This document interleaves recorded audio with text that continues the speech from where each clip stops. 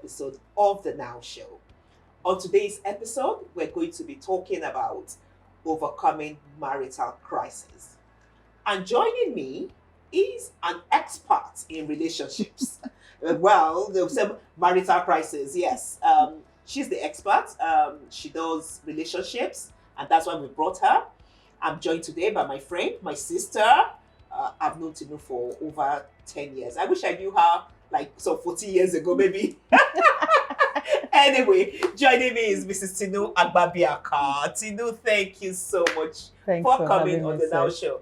I've been chasing you to come since. Thankfully, we have you. Thank you. Thank God I'm here. Thank you for agreeing to come and talk to our people, because truly and honestly, we know that marriage, anyway, you tell us, marital crisis. So there will always be crisis in marriages, right? Truth. That's truth. Truth be told. And I do believe that it would be nice if we included that in most premarital counseling. Okay. So because that's where the foundation is laid. For the strong winds always blow. Okay. But it's the foundation that you have laid that will determine whether it will blow you away or to make you stronger. You're talking about premarital counseling. But you know, there's some people who don't even have counseling of any sort at all. It's boy meets girl, boy likes girl, boy thinks, oh, girl is wife material. No, not even wife material. I think it's time for us to get married. So she's beautiful enough to wear Mrs. before my name. So, and they get married. So, some people, I think theirs is much more. What do you think? Well, yes and no, because I'll tell you why. For instance, I didn't do marriage counseling. I didn't do like a formal marriage counseling. Okay. But as a young girl, I mean, anybody who knew me knew I had some, beliefs and basic rules about which I would say maybe came from how I was raised. Okay. So that's also, so I don't want a situation where, but marriage counseling is good. I'm not, I would rather someone, because what it allows is, it allows a third party, at least who have been there before, tell you what to look out for, what to do. Okay. But part of the challenge, which I've always said, is the fact that marriage counseling, as much as it is good, who is delivering that counseling? Who is delivering that counsel? And who also is receiving? And who is delivery first? No, let me tell you why. Delivery first, because delivery counsel, you can't give what you don't have. Yes, that's true. So it's going into, I think maybe institutions and maybe churches who have counselors have to look back into the background of those counselors. Okay. Because you can't just, it's a very, very delicate area. You can't just pick somebody, you can't give what you don't have.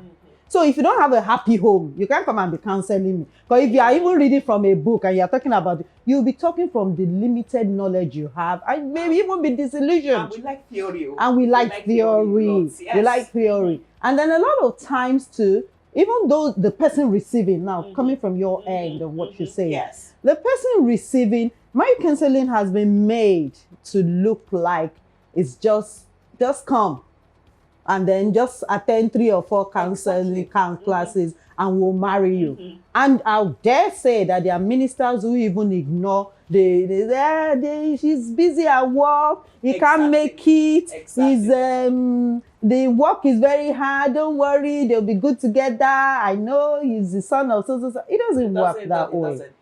It doesn't work that way. So the couple have to, understand that it is necessary for the survival of that marriage. So counseling is necessary for the survival of the marriage. It is. It is. And for instance, I've had situations where people go to church counseling classes, group counseling. That's one thing I'm even adverse to too. But I do know the challenges of the church managing individual counseling. But because when you're in a group, you can't even ask questions. You don't want to be the bad couple. So everybody will pretend everything is fine and everything. I've had people do the church one and still come course. to see me, to do the, let's break it down to brass tacks. Let's really talk about, issues, Yes. going on. Because in the group one, they don't want to, you don't want to be the one to say, excuse me, but my fiance or husband to be is doing this, is doing that. So they don't say anything. They can't even ask questions. Because also in a group, the minute you ask a question, they just assume it's about you. So that's part of the challenge. So let's leave the counseling part, because Okay. I mean, we're looking at people who are already in marriages. So whether they took counseling or they didn't take counseling or whatever, but they're married and that's it. Yeah. And of course, crises do come. Yes. They happen. I mean, Yes. that's why I made a joke that I wish I knew. I knew you. Yes. It is just maybe. We never can tell. No, just we maybe, never can tell. my marriage would still have been, but just maybe. But that's so now. Marital crisis. So it's what happened.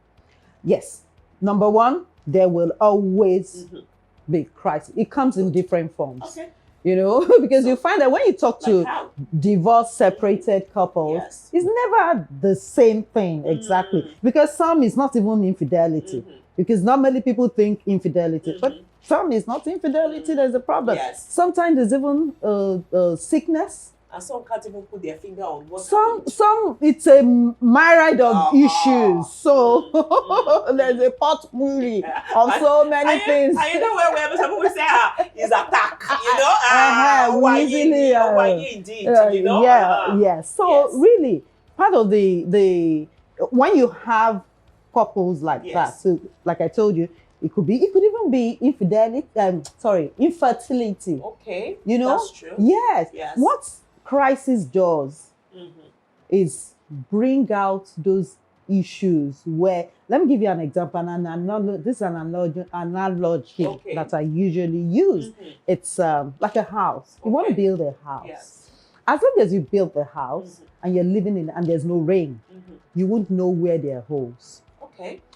The minute there's a rain, somehow you just start discovering that something is wrong here. They didn't. So it goes back to whether you even have counseling or not. Marriage is a journey. It's not a sprint. It's a marathon. It's a journey. Yes. It's not a sprint. It's a marathon. Yes. So stage by stage, and you find out in different times of life, you find different issues come up. But it's that foundation that makes the difference of that you've laid. Yes. So like the analogy I used, the building, if you use the inferior materials to build, it's going to show up one day. It may not show up today. It may be like a beautiful edifice, everybody comes, but it's going to show up one day. Okay. And that's where marriage is. You need to prepare for that long run. I say something about marriage. Okay. That marriage is commitment on both parts. Because you find out that you might find one person committed and the other person has actually left the marriage. They're physically there, but they've left the marriage. So how do you manage that kind of crisis? Because if there's no commitment on both parts, I can say that for sure, that without both parties wanting that marriage to work, it's not going to work. One person will just be beating their head against the wall, and that's where they're going. How do you help those kind of marriages? You say true. Generally that's true. However, I've seen, even in my own personal experience, that one party can trigger the fire back. Okay. So it's tough. So I failed. No, not don't failed. Mind me. Just anybody, no, I get it. Anybody that's failed, you can still, you can still, you can get that fire burning. Okay. It's tough. It's hard. But you can try. And by the grace of God, because that's where God comes in. God has been there. Yes. But that's, because two things. But when it's at the threat of your life, what happens? When one party is saying that it's your dead body that they're going to carry out of here, if you think you want to be in this marriage, what do you do? No. There's no covenant of death with marriage. Thank you. No. Thank you. If it's gotten to that, and sometimes it's even not a physical death. Yes. Sometimes it's a spiritual or even an emotional death. You know, there are people, these are people in Yes. abusive marriages. They have been finished, you know, emotionally battered, you know, in any way. anything. Yes. You don't think you have any worth, yes. you know. They break you down I mean, to nothing. You know, when you use derogatory terms like that, there's no way. You have to, that's where, you know, separation would come in. Okay. Because you have to run for your life. And like I said, it's not so much about somebody putting a gun in your head. They're just some things that your emotional being. So some people commit suicide. That kind of marital crisis, we're not talking about, I mean, we can't overcome easily. Is that what you're saying? We can't accept by the mercies of God. Okay, so that's just it. Let's now deal with those ones that we can overcome. Yes. So I want us to talk about the ones we can overcome. Okay. Those marital issues. I mean, the things that will come up in marriages. But the truth at the end of the day is that marriage is meant to last. Definitely. Marriage is something beautiful made by God. Definitely. Right? And meant to. So please. Yeah. You are the relationship expert, oh, you know me. I don't have any. You know, the truth of the matter is that, like I mentioned earlier, in terms of crisis. But I did well. I did 14 years, so I did well. You tried. You tried. Thank you. I give you pass mark. Yes, thank you. Okay. The truth of the matter is that these issues will always come up. Okay. So crisis is not limited to just one incident. You know, later something will come up. That's why even in what we do, we make sure that the two are one. When the two of you are one, indeed, that's the foundation. Because they will come from east, west, north, and south. Do men come to see you? Yeah. Oh, I see more men. Are you serious? More men reach out to me than women, which I find absolutely interesting. Yes, yes, they do. Because they want, I see a lot of men who want to, you know, have a good home. They desire it. And I see women, that's why I talk to women a lot alone. Because I see women who are very careless. Who they have a good thing going on, they just want to ruin it. Either by their, and sometimes the foundation. I see husbands who tell me about women who maybe their mom have told them, because of her own personal experience, have told them that, trust any man, no man is, you know, and then they use that. Men are all the same. Yes. So, exactly. So even when they have a good man, they just let it. They don't see it. They don't see it. And then some are even careless. They know it and they think it won't do nothing. There's nothing. Where's it going? Who will want him? Like I keep telling women, no matter how, the way you wanted it. And the problem that comes now is that when women come, it's after he has left. Wow. And I keep telling me, I said, the minute he starts looking elsewhere, all the things that you've asked them to do before they'll start doing, he's not seeing it any longer. So every woman must be careful, at least not to allow another woman, because when they come in, they first of all capture him spiritually. Okay. That's the strange woman. The other woman. Yes. That's in the crisis of it. They capture spiritually before they go to physical. Seriously. Yes. So it's not even, that's why you see maybe a very well-to-do, being a puppet in the hands of a girl that is maybe uneducated and not as maybe nice looking as his wife. Somebody that he shouldn't even be seen with, but he won't care. He won't care. Because he has been captured. He has been roped in. Is it a trap? Like yes. Wow. As I said, I say a woman does not sleep. If you're a wife or a mother, you cannot just be sleeping. I don't accept that again. A woman does not sleep. If you're a wife and a mother or a mother, you cannot sleep anymore. I hope they're listening. Yes, I do hope so. You don't sleep. I wake up in the night, I pray, cover my children, cover my husband. Yes. He's there sleeping and I'm there. Yeah, there's kabashing and so saying all manner of things over him. Yeah, I understand. Just because that's what I have. I feel you. That's because I'm a Christian. That is Christ that I have. And guess what? Even the non-Christians and those, they are doing their own too. So everybody is reaching out to their power. So it's who wins at the end of the day. But I know power past power. You know, so yes. I don't take things for granted, and I like I tell women to don't do that. I'll give you an example. First year of my marriage was perhaps the biggest crisis of my life. They always say the first 5 years of marriage. I think the 4 Oh years. my gosh, the first year was Say that. And was it was for me too. and it was like this marriage is never. In fact, I was done. I mean, we're going on 24 years too. But now, by the grace of God, yes. But you can imagine on the first year, I was done. I said, this man, I prayed to the extent that I told God, I said, if you change this man, I don't even want him. Wow. Even if this man, I was so angry, I was bitter.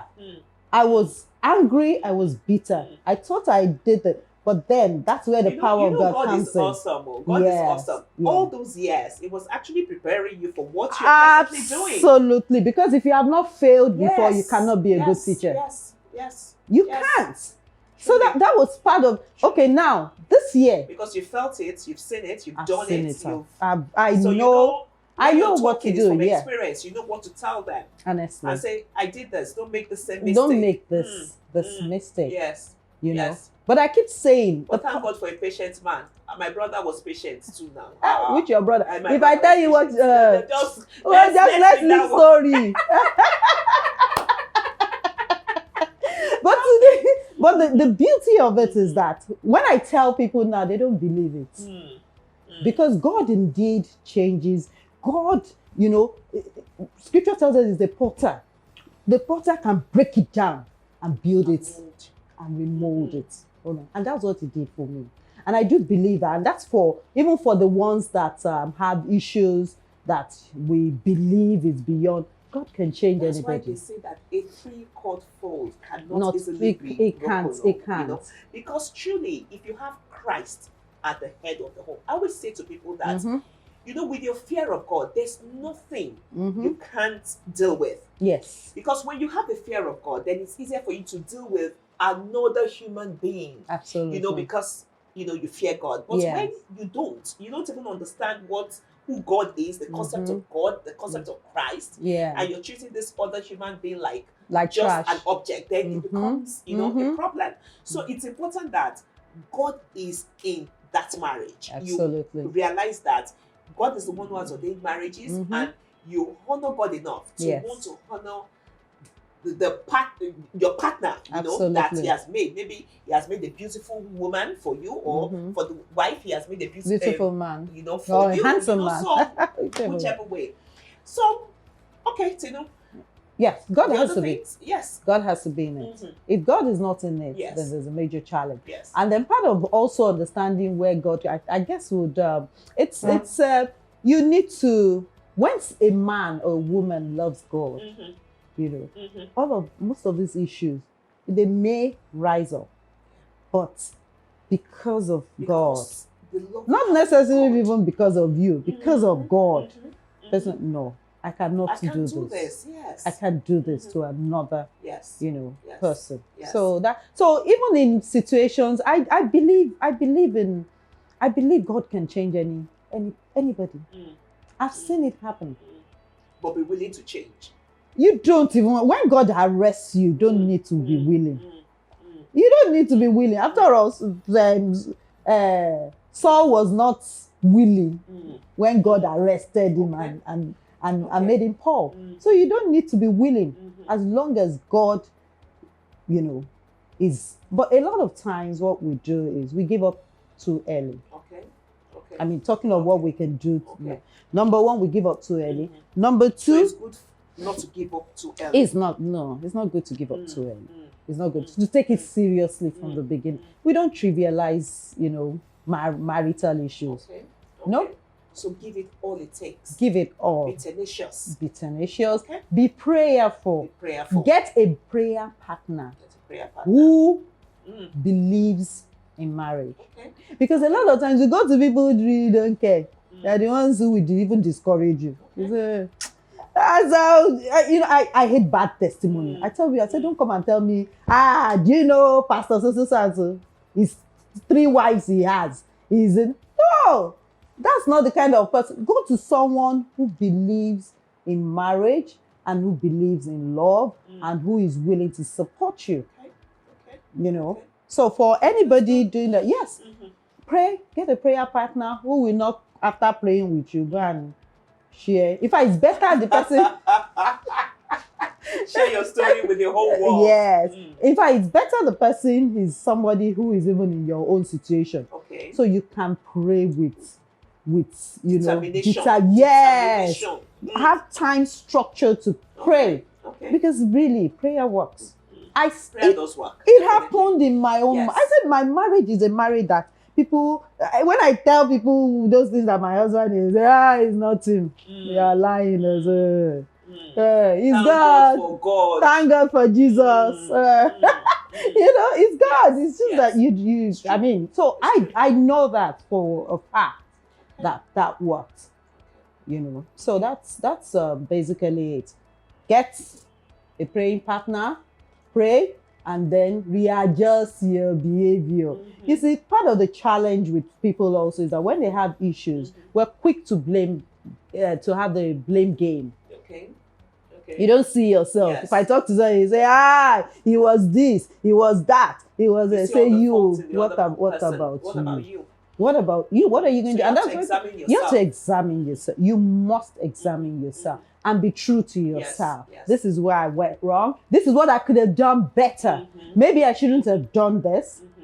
And then another thing also in marital crisis, a lot of people, you see, in a bid to say it's just me and the guy I'm dating, or maybe vice versa, there are people of influence in each person's lives.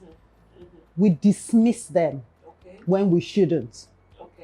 So when we need them, so look for mentors. I tell people, look for, identify who your mentors can be. Yes. And reach out to them. Because sometimes you need them. One thing that I'm glad for is what you're doing. Okay. And we need to have that. We need more like you around. Yeah. Because harvest is plenty. Because truly and honestly, why I say that is that before, people didn't even know what to do, where to go. You know? But now you have people like Tinu, where Tinu runs a marriage counseling relationship group. Is called the Practical Christian Living Initiative. I mean, she's good at what she does, and that is what by the grace of God. No, you're good at what you do. You're good at what you do. I mean, she has a passion for marriages succeeding. She has a passion for the singles. She's such an extraordinary woman who God has given a lot of strength to, and she's out there working and helping people. So, I mean, it's important that people know that she does exist. I mean, people like her that you can go to and talk to. Yeah. And they can understand, break it down for you, and look at things that you could do to make your marriage better. Yes. Marriages will have crises, but the crisis definitely can be overcome. That's what we're saying. With Christ. Yes. With Christ. Okay. Thank you, Tinu, for coming. Thanks for having me. I sure hope that in these few minutes, as we started talking, I just said, this marriage is such a wide. Can we finish talking about it in half an hour or something? But I believe that God has helped us to bring out the salient points, in overcoming crisis in a marriage, identifying that there's a crisis, absolutely, and also the salient points in trying to overcome it and things like that, and also to reach out for people like you. And if you have questions also, please send to us and we'll surely get to answer them. Tinu, a last word from you, please. Okay. Marriage is beautiful. Just prepare, lay a solid foundation for it, because the strong winds will blow, but it will not blow you away once you're solid together. So I want to remind you, we are going to be bringing you back and back and back. You're my sister that you can't tell, because I know people will want to. That's fine. This is an assignment for me. So it's an assignment. Yes. I pray that we all fulfill the assignment God has given to each and every one of us. Amen. Thank you so much. For having me. It's been a wonderful time. Yes, I am enriched. I always say that every session for me is enlightening and enriching. Whether I'm married or I'm not, it's such, and I pray that the same way it has blessed me, it has blessed a lot of people out there. So until we come your way again on the Now Show, myself and Tinu, my sister, my friend, we're signing out and saying, please keep your marriages thriving. Thriving. God made marriage beautiful, like she said. Yes. I wish you a lovely time in your marriage. God bless you. Until we see again. Bye.